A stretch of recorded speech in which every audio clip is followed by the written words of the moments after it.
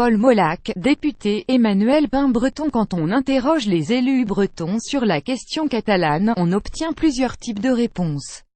Il y a d'abord ceux qui refusent de faire un quelconque parallèle avec la Bretagne. Chaque situation est très particulière, tempère ainsi le député. Les Républicains Marc Le Fur, tout en disant avoir été surpris et choqué par la réaction très violente, exagérée et déplacée de l'État espagnol à l'égard des Catalans, et en regrettant la passivité de l'Union européenne sur la question. Il y a aussi ceux qui bottent en touche, préférant passer leur tour. Les députés La République En Marche, Jean-Charles Larsonneur, Gwendal Rouillard ou même François de Rugy n'ont pas répondu aux sollicitations de Breton. Et puis, il y a des discours plus tranchés, qui répondent directement à la question, dans des sens opposés. Du côté du conseiller régional Front National Gilles Penel, les choses est ainsi claires. La situation en Catalogne est une crise dangereuse. Et s'il nuance le parallèle avec la Bretagne, il estime devoir être méfiant. L'Union européenne, en soufflant sur les braises des régions, a fini par créer des incendies. Nous sommes très critiques vis-à-vis de la politique régionale de l'Union européenne, qui a fait miroiter aux régions qu'elles pourraient avoir de plus en plus d'autonomie en supprimant les nations. Nous sommes attachés aux nations, donc à l'État français. La Bretagne a besoin de l'État français, comme la Catalogne a besoin de l'État espagnol pour se protéger de l'uniformisation de la mondialisation.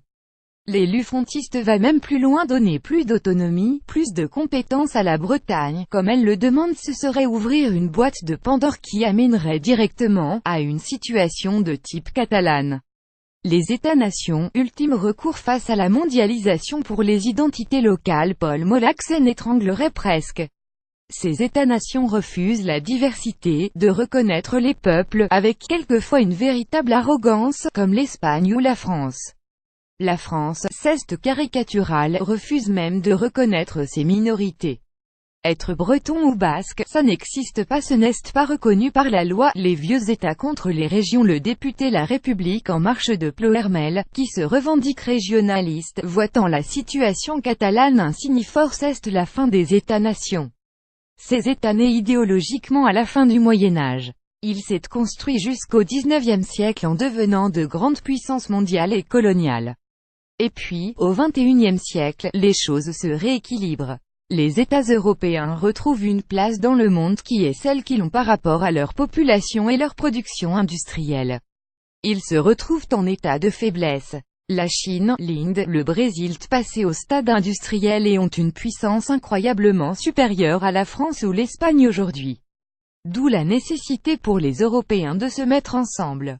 Mais ces vieux États qui se construisent contre l'Europe et contre leur région ont du mal à passer à ce stade-là. Pourtant, il est nécessaire si on veut que l'Europe pèse dans le monde. L'indépendance des régions, nécessaire à la construction européenne bien sûr, ça sera aboutissement avec ces petits pays, on va enfin pouvoir faire une armée, une diplomatie européenne. Ça n'aurait pas de sens que la Catalogne ait sa propre armée et pour l'ancien prof d'histoire, le mouvement est lancé. Le droit des peuples à disposer d'eux-mêmes fait qu'il y a des choses qui appartiennent à l'histoire, des phénomènes qu'on peut difficilement combattre. On finit par être emporté. Pour moi, ce phénomène prendra du temps, mais il est inéluctable. Y compris en France. C'est l'Europe de demain. Cet éclairage est paru dans le magazine breton numéro 136 de novembre 2017. Cet article est réalisé par le magazine breton et hébergé par 20 minutes.